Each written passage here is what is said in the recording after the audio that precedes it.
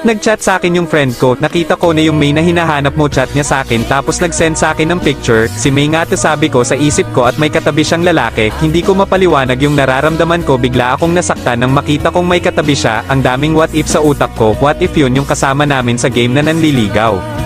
What if sila na pala, what if crush niya yung lalaki at kung ano-ano pa. Pero pinigilan kong umiyak kasi alam kong hindi dapat dahil wala namang kami. Kinabukasan nag-online ulit ako sa ML at playing ulit sila ng classmate niya tapos niyaya niya ako. Kaso tumanggi ako at naglaro na lang ako mag-isa, umabot ng 3 buwan na hindi ako nakikipaglaro sa kanya at nasanay na rin ako mag-core.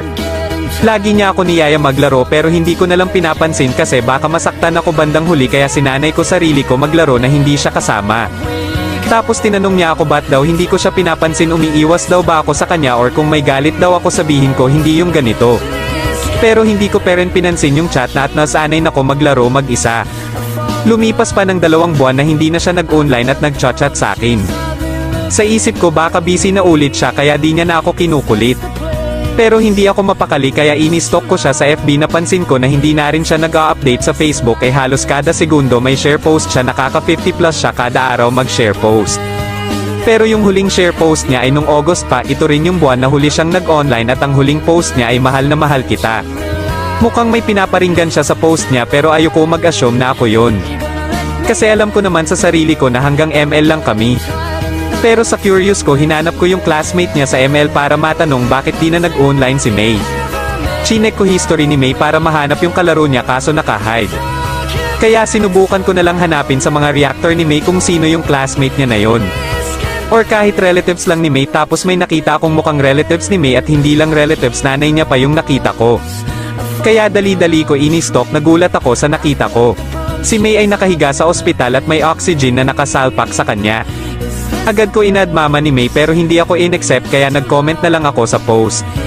Ano po nangyari kay May? Comment ko with cry emoji, lumipas ng 5 minutes bago nag-reply mama niya. May cancer po ang anak ko, reply sa akin ng nanay niya.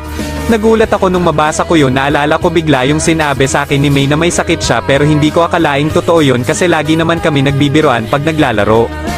Tinanong ko agad address nila para makapunta ako pero ayaw sa akin ibigay ng nanay niya kaya nagpakilala ako at nag-explain kung sino ako.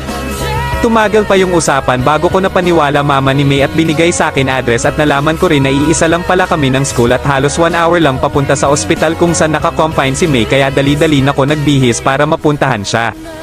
Habang nasa biyahe ako nag-uusap kami ng mama niya, malapit na ko dumating sa ospital pero biglang tumawag mama ni May. Ay ho, sorry pero wala na si May, sabi ng nanay niya habang umiiyak na may panginginig. Nagulat ako kasi unti na lang makikita ko na siya ng personal kaso hindi ako umabot pero sabi ko sa nanay niya kung pwede ko ba masilayan si May. Pumayag naman mama niya at naluluhan ako ng mga oras na yon.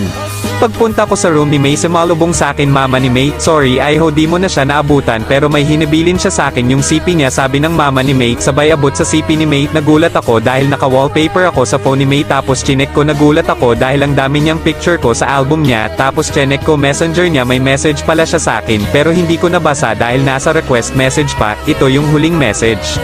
Hi, ako to si May, yung kalaro mo sa ML. Miss na kita blank, hindi ko alam bakit ka umiiwas sa akin. Oo, alam ko na may kasalanan ako kasi umiiwas din ako sa'yo. Pero kasi hindi ko sa'yo masabi yung dahilan kung bakit ko ginagawa yon. Nag-iipon pa ako ng lakas ng loob at ito na handa ko na aminin sa'yo.